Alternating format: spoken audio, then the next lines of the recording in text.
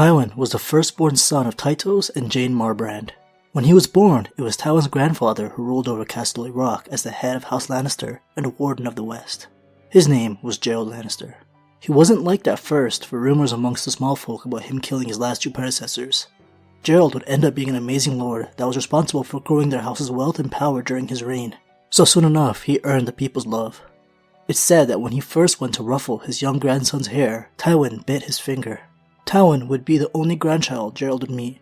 After a long rule, he died from complications with his bladder. With Gerald dead, Tytos was next in line to rule as a new lord, but Tytos was never expected to take on this role. He had twin older brothers that died young on the battlefield. Tytos was not much of a fighter or even capable at anything. He's honestly described as a pretty nice guy, but that isn't a quality needed in a leader. Tytos' trusting nature, eagerness to please, and how easily he forgave others was taking away all the progress his father made for the family. The Westerland lords were taking advantage of their weak liege. Loans were being taken out without ever bothering to repay them. The Lannisters' reputation was fading, as well as their gold. Tywin first showed his strong will when his younger sister Jenna was betrothed to a younger Frey son, something the 10-year-old Tywin protested as a bad match to his incapable father. Jenna was still married to the Frey, to Tywin's dismay, and the young heir would be sent to King's Landing to serve as King Aegon V's cupbearer. Soon after he left Castle Rock, Tywin's mother would die after birthing their last sibling. Early into his rule, Tytos was commonly called the Laughing Lion for his jovial spirit and for the fact that many laughed at him. But after his beloved wife's death, he was never called that again. It was a toothless lion that he would be known as. After a little while, Tywin and his brothers, Kevin and Tygett, fought well on the Stepstones during the War of the Five Penny Kings. He was knighted at the beginning of this war, and fought beside Aerys Targaryen II, the man he had become fairly close with. This war further matured the already mature Tywin. He returned to the Westerlands after his victory in order to undo his father's misrule. While Tytos was busy with a low-born mistress, Tywin took it upon himself to demand all loans be repaid, and dealt with the outlaw problem that was rising. One of the Westerland houses realized that the lion was awoken, and complied with Tywin's orders. He didn't have the funds to pay what he owed, so he sent his daughter to be a hostage until he could. One family who had been the Lannisters' rivals in the past, in terms of power in the Westerlands, outright defied Tywin and laughed at his demands. House Rayne grew very powerful under Tytos. Lord Rayne held enough influence at this time to tell other houses to just ignore Tywin. Another family that also grew powerful, House Tarbeck, and this lord decided he would ride to Castle Rock and speak with Tytos. He was instead met with Tywin, who placed him in a dungeon. But in turn, 3 Lannister relatives were captured. This panicked Tytos, and he decided to free Lord Tarbeck and forgive their debts to save his relatives. Things seemed okay, but Tywin was not done. A year later, he ordered Lord Rayne and Tarbeck to present themselves at Castle Rock to answer for their crimes. The Raynes and Tarbecks rose in rebellion, renouncing fealty to House Lannister. This is exactly what Tywin expected to happen. Without even informing or counseling his father Tytos, their banners were called, and the Lannister force was marching for Tarbeck Hall. Without time to prepare, the Tarbeck host was crushed, and the Lannisters marched forward to their castle. They collapsed their walls, wiping out the entire family and everyone inside, and then burned down the ruins. The Raynes also tried to fight at first, but were outnumbered and had to retreat back to the Castle Castamere. The castle, like Castle Rock, started as a mine. At the height of their power, they were as wealthy as the Lannisters. 90% of the massive Castamere is underground. The Raynes tried to negotiate some terms. It was well past time for talking. The mine's entrances and openings were sealed by Tywin's men, and the castle was flooded, killing everyone inside. Like Tarbeck Hall, the standing structure was burned down, so both families went extinct. The way Tywin handled the Tarbeck-Rayne rebellion earned him a reputation of his own. A song was even written called The Rains of Castamere, that remind others what the Lions of Lannister are capable of.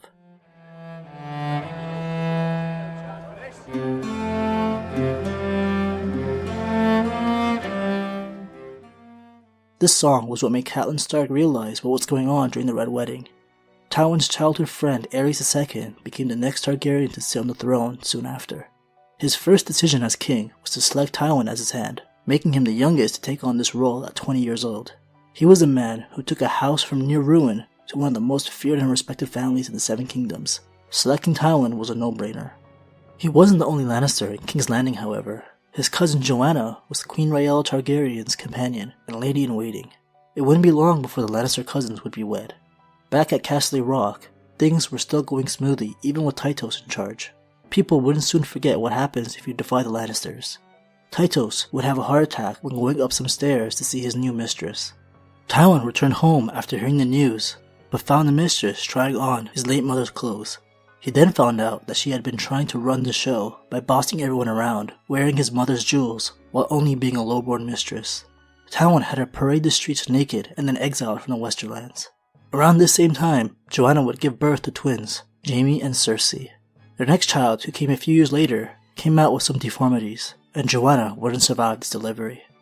Tywin was not one to laugh, considering his father's reputation, but he didn't smile much either. It was Joanna who was only able to make him smile and laugh at a couple occasions, but he would never do so again after her death. He blamed Tyrion for what happened to her, and has hated him since the moment he was born. But his sense of duty still remained, even with Aerys II and Tywin growing further apart. They were once friends, but animosity between them was growing. Before his madness crept in, his only real flaw was his pride. He hated that Tywin was getting all the credit for how well the Seven Kingdoms were doing. People whispered that it was Tywin doing all the ruling, and this drove them apart. While Tywin was doing all the tireless work, Aerys was constantly coming up with ambitious schemes to better the realm that he quickly grew bored of, and ended up accomplishing nothing. Aerys began to do things just to spite Tywin and make his life more difficult, and also stopped taking his advice. With all the good work he was doing as the Hand, he was becoming more and more respected by many, but still, very few liked him.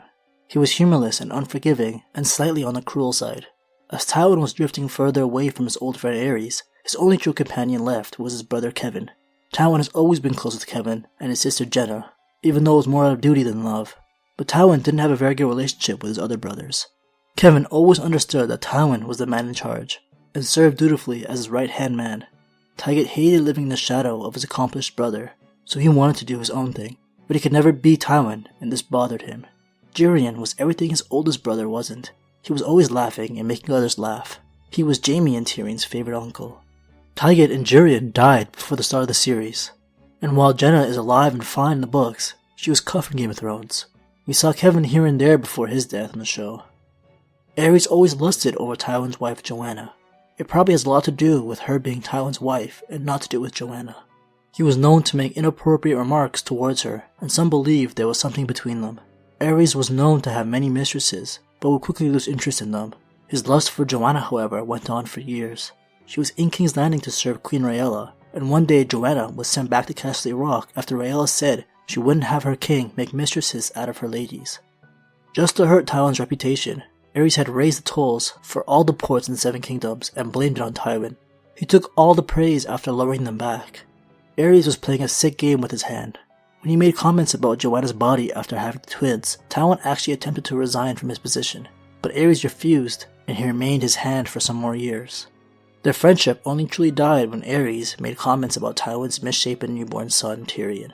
While Tywin was away grieving after his wife's death, Aerys said, "The gods cannot abide such arrogance. They have plucked a fair flower from his hand, and given him a monster in her place to teach him some humility at last." And with it being King's Landing, it wouldn't take long for his remarks to reach Castle Rock. But even then, Tywin worked diligently without showing any emotion. After King Aerys and Rhaella were finally able to have their second child Viserys, after many failed pregnancies and births, Tywin decided to throw a turkey to celebrate at Castle Rock. Many thought this was to reconcile their broken relationship, but Tywin was a schemer and a calculating bad. He always had ambitious goals for his children. Cersei would be Queen of the Seven Kingdoms, and Jaime a knight and the Lord of Castle Rock. But the Mad King took that away from Tywin. During the tourney where Prince Rhaegar fought well, but lost in the final tilt against Arthur Dayne, Tywin suggested it was time for the 17-year-old Rhaegar to marry. With Aerys being in high spirits, Tywin offered Cersei to be his wife and the future queen. He also asked to make the young Jaime Rhaegar's squire, since Rhaegar was recently knighted. Both offers were bluntly rejected. Rhaegar would marry Elia Martell, and his squires would be from men who were no friends to Tywin and had been kissing the king's ass for a while. Ironically enough, Elia Martell and her younger brother Oberyn were expected to marry to the Lannister twins Cersei and Jaime. It was the Princess of Dorne and Joanna who negotiated this betrothal, but Joanna died before these plans became a reality.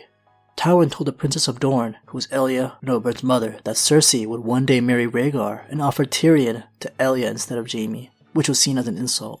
King Aerys' mental state was worsening over the years. He was even growing suspicious of his wife and heir Rhaegar. But it wouldn't be until an event called the Defiance of Duskendale where he would become the Mad King. In 277 AC, about 20 years before the start of the story, Lord Dennis Darklyn of Duskendale would destroy his own house and Aerys' sanity. Duskendale was once a powerful port city before the Targaryens built King's Landing nearby. Dennis Darklyn wanted to end its decline of power by lowering port fees and taxes to increase more traffic into his city. Tywin refused his proposition, so Dennis in return refused to pay his taxes to the crown as a form of protest and to get their attention. Dennis requested King Aerys come to Duskendale to work out their problems, which Tywin strongly advised against. At this point in their relationship, Aerys would do the opposite of whatever his hand thought was best for the realm, so he marched to Duskendale with a small party to solve his problem on his own. He wanted to prove to everyone he was the man in charge and not his hand. This was a trap, however, and the king was captured. If any attempt to break through the city walls were made, Lord Darklyn promised it would cost the king's life. For 6 months, Tywin and his army waited outside the walls, while Aerys stayed imprisoned. Tywin wouldn't negotiate with Dennis, instead only repeat his demand to free the king. With all of Duskendale's food and goods cut off, things weren't looking good for them. Tywin demanded one last time to free the king, or he would put everyone within the city to the sword. The messenger was a bard who played the Rains of Castamere to really set this mood. Many advised against storming the city, since the king would likely be killed. He may or may not, Tywin Lannister reportedly replied, but if he does, we have a better king right here, whereupon he raised a hand to indicate Prince Rhaegar. Tywin's army didn't attack, nor did Lord Darklyn surrender the king. Sir Barristan Selmy of the Kingsguard believed he could secretly make his way to where Aerys was being held and save him. And somehow this badass pulled off this insane mission. From then on, the Mad King believed Tywin wanted him dead. He didn't want him as his hand, but believed that dismissing him would lead to Tywin killing him. In 281 AC, a spot opened up in the Kingsguard, and the Mad King selected the 15-year-old Jaime Lannister to fill that empty spot. While this was amazing news for Jaime, who had always dreamed of becoming a famous knight and had no interest in marrying since it was Cersei who he loved, Tywin was furious. His heir was taken from him, just like how his plans to make Cersei a queen were foiled by the Mad King.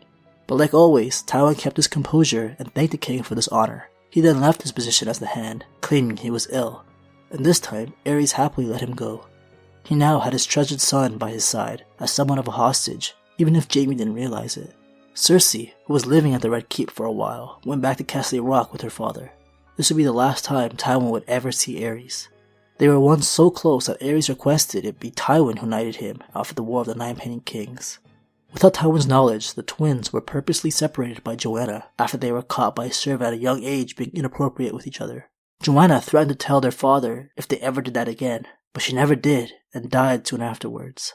With Jaime now a member of the Kingsguard, Tyrion became the new heir of Castle Rock. To make matters worse, Tywin had negotiated a betrothal in which Jaime would marry Lysa Tully, which would be an advantageous match. It wouldn't be easy finding a match for Tyrion, even if he was the heir to Castle Rock and all its gold.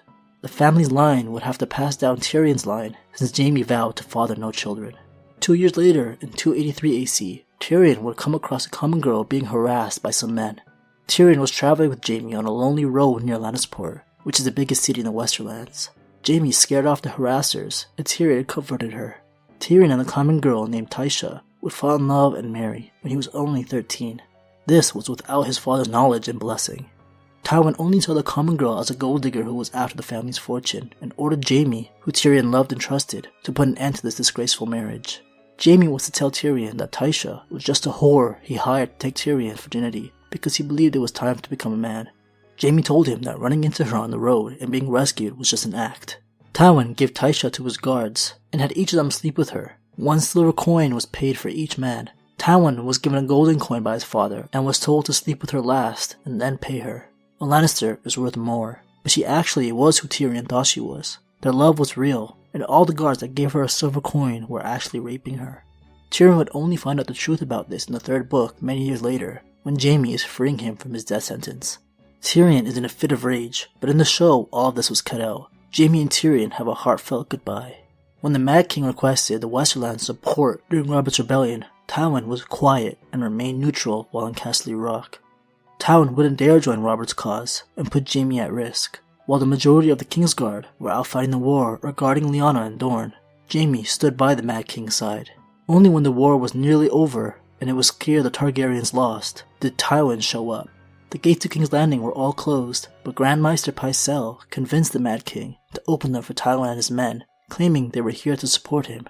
Pycelle has always been very loyal to Tywin because of his leadership skills, even though a maester should only serve the realm and never take sides. Tywin sacked the city, and when the Mad King wanted to destroy all of King's Landing with wildfire scattered across the city, Jaime killed him to prevent the catastrophe. In order to prove his loyalty to the new King Robert Baratheon, Tywin had Rhaegar's 2 young children killed, so they wouldn't deal with a rebellion in the future. Tywin knew that Robert wouldn't want to dirty his own hands by doing this horrible act, so he would appreciate someone else becoming the villain who had the babies killed. And he was right. Robert made Tywin's dream of his daughter becoming a queen a reality.